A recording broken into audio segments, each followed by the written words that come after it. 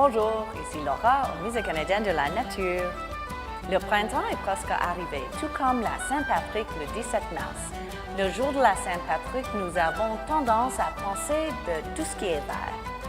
Je vous invite donc à découvrir quelques-uns des plus beaux spécimens verts de nos collections. Cet oiseau, c'est un quetzal qui vient de nos collections, qui a été pris en Amérique centrale il y a peut-être une centaine d'années. C'est un oiseau vert, comme vous voyez, et se camoufle assez bien dans les forêts tropicales d'Amérique centrale.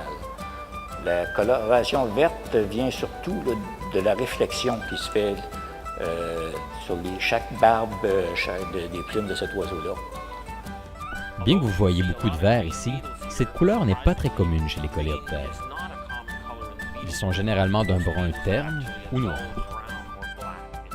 Voici des scarabées Chrysina gloriosa provenant des montagnes du Texas et de l'Arizona.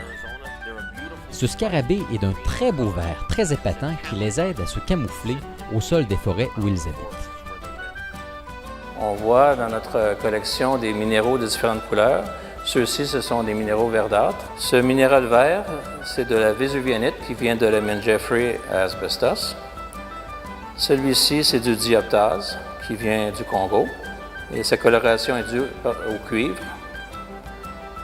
Celui-ci est un béryl variété émeraude qui vient de Colombie et sa coloration est due au chrome.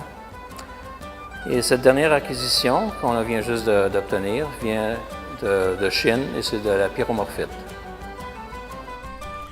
Quand on pense au vert, on pense immédiatement aux plantes. Nous avons ici deux variétés de dicrane.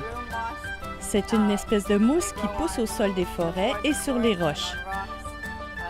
Nous avons aussi d'autres spécimens d'ailleurs au Canada. Alors si c'est vert, c'est bon. La pigmentation verte qui aide les plantes à produire de la nourriture les aide aussi à faire de l'oxygène, que nous aimons évidemment respirer. Le 17 en soirée, notre musée se joindra à plusieurs sites historiques en éclairant notre lanterne des reines en vert dans le cadre d'une initiative de Tourisme Irlande. Merci de vous être joints à nous pour ce Scoop Nature. À bientôt.